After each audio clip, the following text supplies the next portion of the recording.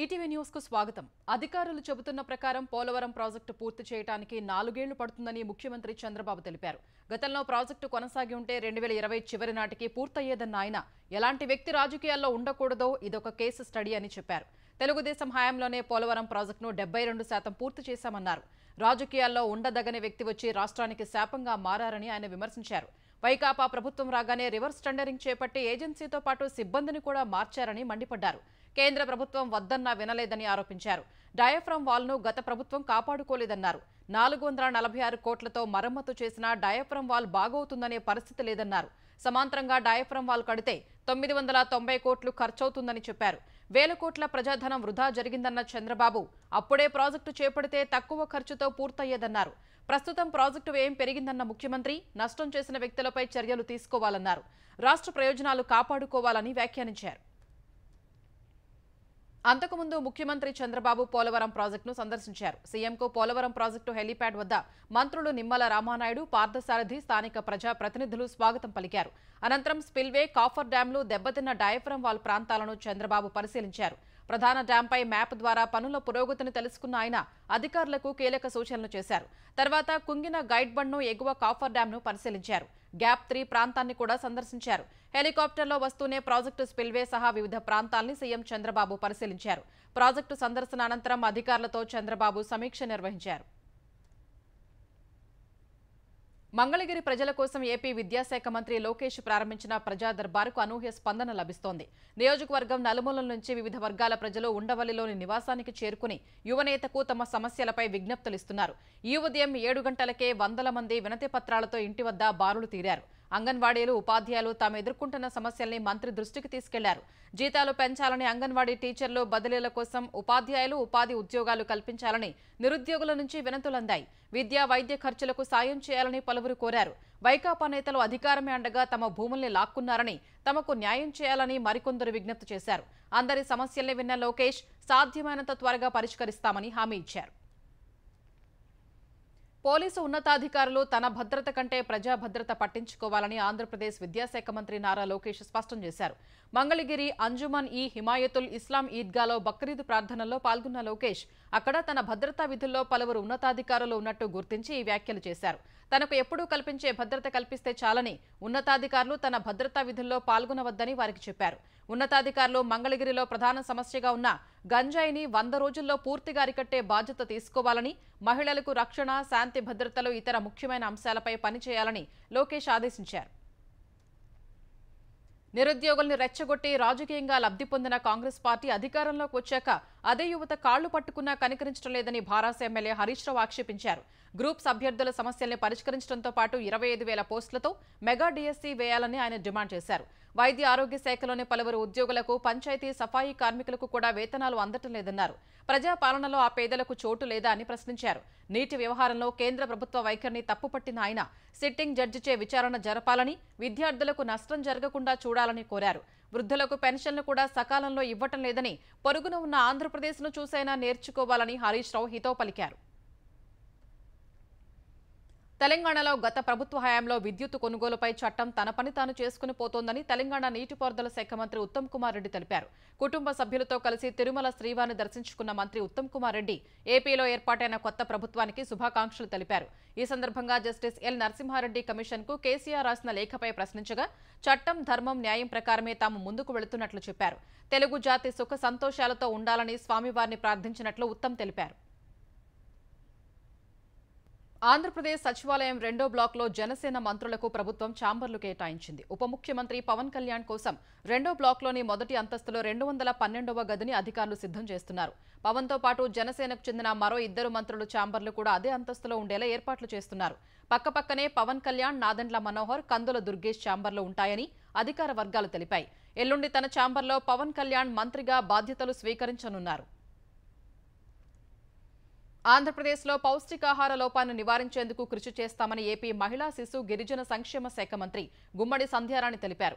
సచివాలయంలో ఇవాళ మంత్రిగా బాధ్యతలు స్వీకరించిన ఆమె గిరిజన ఆశ్రమ పాఠశాలల్లో విద్యార్థుల సంరక్షణ కోసం ఏఎన్ఎంల నియామకానికి సంబంధించిన దస్త్రంపై తొలి సంతకం చేశారు. తనకు కేటాయించిన శాఖల్లో బాధ్యతగా విధులు నిర్వర్తిస్తానని మంత్రి స్పష్టం చేశారు.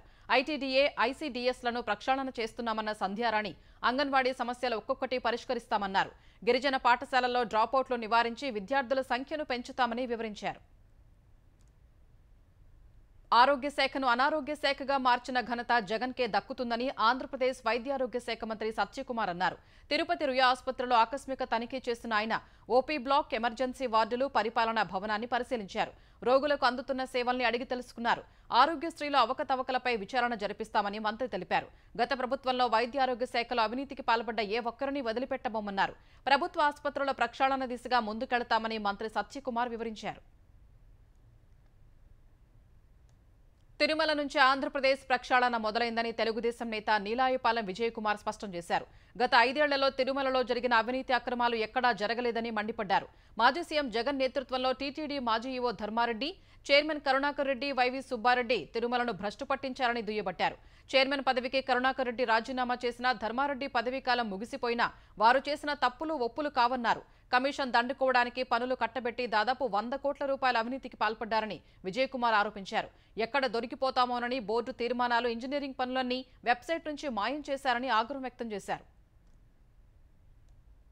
కరీంనగర్ బస్టాండ్లో గర్భిణీకి కాన్పు చేసిన ఆర్టీసీ మహిళా సిబ్బందిని సీఎం రేవంత్ రెడ్డి అభినందించారు. ఈ మేరకు ట్వీట్ చేసిన రేవంత్ రెడ్డి చీరలు అడ్డుగా కట్టి ప్రసవానికి సహాయం చేసిన దినపత్రిక వార్తను పోస్ట్ చేశారు.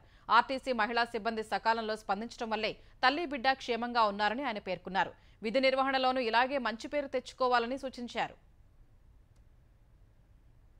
నీట్ పరీక్షకు హాజరైన లక్షలాది మంది విద్యార్థులు, వారి కుటుంబాలను ప్రభావితం చేసే సున్నితమైన, ముఖ్యమైన విషయంపై కేంద్ర ప్రభుత్వం ఎందుకు అంత నిర్లక్ష్యంగా వ్యవహరిస్తోందని భారాస కార్యనిర్వాహక అధ్యక్షుడు కేటీఆర్ ప్రశ్నించారు. నీటి విషయంలో కేంద్ర మంత్రి ధర్మేంద్ర ప్రధాన్ చేసిన వ్యాఖ్యలపై ఆయన ఎక్స్ వేదికగా స్పందించారు. పరిష్కరించాల్సిన ఇంత పెద్ద సమస్యను కేంద్ర విద్యాశాఖ మంత్రి ఎందుకు కఠినంగా తిరస్కరించారని కేటీఆర్ అడిగారు. బంగాల్ డార్జిలింగ్లోని రంగపాని స్టేషన్ సమీపంలో కాంచనజంగా ఎక్స్ప్రెస్ను ఓ గూడ్స్ రైలు వెనక నుంచి ఢీకొన్న ఘటనలో 15 మంది మృత్యువాత పడ్డారు. దాదాపు 60 మంది గాయపడ్డారు. అసోం సిల్చార్ నుంచి కోల్కతాలోని సీల్దాకు కాంచనజంగా ఎక్స్ప్రెస్ వెళ్తూ ఉండగా న్యూ జల్పాయిగుడి జంక్షన్కు 30 కిలోమీటర్ల దూరంలోని రంగపాని స్టేషన్ సమీపంలో గూడ్స్ రైలు వెనక నుంచి ఢీకొట్టింది. ఈ ఘటనలో కాంచనజంగా ఎక్స్ప్రెస్ కు చెందిన పలు బోగీలు పైకి లేవగా గూడ్స్ రైలు బోగీలు చెల్లాచెదురుగా పడిపోయాయి. ఈ ఘటనలో గాయపడిన వారిని సమీప ఆసుపత్రులకు తరలించి చికిత్స చేయిస్తున్నారు. ఈ ఘటనపై రాష్ట్రపతి ద్రౌపది ముర్ము దిగ్భ్రాంతి వ్యక్తం చేశారు. మృతుల కుటుంబాలకు ప్రగాఢ సానుభూతి తెలిపిన ఆమె క్షతగాత్రులు త్వరగా కోలుకోవాలని ప్రార్థించారు. బెంగాల్ రైలు ప్రమాదం విషాదకరమని సామాజిక మాధ్యమం ఎక్స్లో పోస్ట్ చేసిన ప్రధాని మోదీ మృతుల కుటుంబాలకు సంతాపం ప్రకటించారు. ఈ దుర్ఘటనపై దిగ్భ్రాంతి వ్యక్తం చేసిన బెంగాల్ సీఎం మమతా బెనర్జీ ఘటనా స్థలంలో యుద్ధ ప్రాతిపదికన సహాయ చర్యలు చేపట్టినట్లు తెలిపారు. అటు గూడ్స్ రైలు లోకో పైలట్ సిగ్నల్ పట్టించుకోకుండా వెళ్లినందునే ప్రమాదం జరిగినట్టు అధికారులు ప్రాథమిక నిర్ధారణకు వచ్చారు. ఈ ఘటనలో loco pilot, assistant loco pilot, Kanchenjunga express guard చనిపోయినట్టు తెలిపారు. సార్వత్రిక ఎన్నికల్లో సత్తా చాటిన భారతీయ జనతా పార్టీ త్వరలో జరగనున్న 4 రాష్ట్రాల ఎన్నికలపై దృష్టి సారించింది. త్వరలో అసెంబ్లీ ఎన్నికలు జరిగే మహారాష్ట్ర, హర్యానా, జార్ఖండ్, జమ్మూ కాశ్మీర్లకు పార్టీ ఇన్ఛార్జీలను నియమించింది. మహారాష్ట్ర ఎన్నికల ఇన్ఛార్జిగా కేంద్ర మంత్రి భూపేంద్ర యాదవ్ను నియమించిన కమలదళం సహా ఇన్ఛార్జిగా మరో కేంద్ర మంత్రి అశ్విని వైష్ణవ్ను నియమించింది. హర్యానా ఎన్నికల ఇన్ఛార్జిగా కేంద్ర మంత్రి ధర్మేంద్ర ప్రధాన్, సహా ఇన్ఛార్జిగా బిప్లవ్ కుమార్ కు కమలం పార్టీ బాధ్యతలు అప్పగించింది. జార్ఖండ్ ఎన్నికల ఇన్ఛార్జిగా కేంద్ర మంత్రి శివరాజ్ సింగ్ చౌహాన్, సహా ఇన్ఛార్జిగా అసోం ముఖ్యమంత్రి హిమంత బిశ్వశర్మను భాజపా నియమించింది. జమ్మూ కాశ్మీర్ ఎన్నికల ఇన్ఛార్జిగా కేంద్ర మంత్రి కిషన్ రెడ్డికి బాధ్యతలు అప్పగించింది. జార్ఖండ్లో జరిగిన ఎన్కౌంటర్లో 4 మావోయిస్టులు మరణించారు. ఉదయం పశ్చిమ సింహభూమ్ జిల్లా టోండో, గోయిల్కెరా ప్రాంతాల్లో జరిగిన ఎన్కౌంటర్లో 4 నక్సల్స్ చనిపోగా 2ని అరెస్ట్ చేసినట్లు పోలీసులు తెలిపారు. మృతుల్లో జోనల్, సబ్ జోనల్ ఏరియా కమాండర్లు ఉన్నట్లు చెప్పారు. అరెస్టు చేసిన వారిలో ఒకరు ఏరియా కమాండర్ ఉన్నట్టు గుర్తించారు. ఈ ఉదయం కూంబింగ్ చేపట్టిన భద్రతా దళాలకు తారసపడిన మావోయిస్టులు కాల్పులు ప్రారంభించగా ఎన్కౌంటర్ జరిగినట్టు పోలీసు అధికారులు తెలిపారు. అనంతరం ఘటనా స్థలం నుంచి పెద్ద మొత్తంలో ఆయుధాలు, మందుగుండు సామాగ్రి స్వాధీనం చేసుకున్నట్టు చెప్పారు. ఖలిస్తానీ వేర్పాటువాది గురు పత్వంత్ సింగ్ పన్ను హత్యకు కుట్ర కేసులో అరెస్టై చెక్ రిపబ్లిక్ జైల్లో ఉన్న భారతీయుడు నిఖిల్ గుప్తాను అమెరికాకు అప్పగించినట్లు తెలుస్తోంది. అక్కడి కాలమానం ప్రకారం సోమవారం ఆయన న్యూయార్క్ ఫెడరల్ కోర్టులో ప్రవేశపెట్టే అవకాశం ఉన్నట్లు వాషింగ్టన్ పోస్ట్ సహా పలు మీడియా కథనాలు వెల్లడించాయి. తమ దేశంలో పన్ను హత్యకు కుట్ర జరిగిందని, దాన్ని తాము భగ్నం చేశామని అమెరికా ఇప్పటికే వెల్లడించింది. భారత ప్రభుత్వ ఉద్యోగితో కలిసి పన్నును హత్య చేసేందుకు నిఖిల్ సుపారీకి ఇచ్చారని ఆరోపించింది. అమెరికా సూచనల మేరకే తాము గుప్తాను అరెస్టు చేసినట్లు చెక్ రిపబ్లిక్ అధికారులు వెల్లడించారు. వ్యాపార విహారయాత్ర కోసం చెక్ రిపబ్లిక్ వెళ్లిన నిఖిల్ గుప్తాను గతేడాది జూన్ 30న అక్కడి విమానాశ్రయంలో అరెస్ట్ చేశారు. అమెరికా జాతీయ భద్రతా సలహాదారు ఎన్ఎస్ఏ జేక్ సలీవన్ భారత పర్యటనకు వచ్చారు. భారత ఎన్ఎస్ఏ అజిత్ డోబాల్తో ఆయన భేటీ అయ్యారు. ఈ తరుణంలో నిఖిల్ గుప్తా తరలింపు వ్యవహారం చోటు చేసుకోవడం ప్రాధాన్యం సంతరించుకుంది. కాలిఫోర్నియా అడవుల్లో కార్చిచ్చు రాజుకుంది. లాస్ ఏంజల్స్, సొనోమా నగరాల సమీపంలోని అడవుల్లో చెలరేగిన మంటలు భారీ గాలుల వల్ల వేగంగా వ్యాపిస్తున్నట్లు అధికారులు తెలిపారు. పరిసర ప్రాంతాల్లోని సుమారు 1200 మందిని ఖాళీ చేయించినట్లు పేర్కొన్నారు.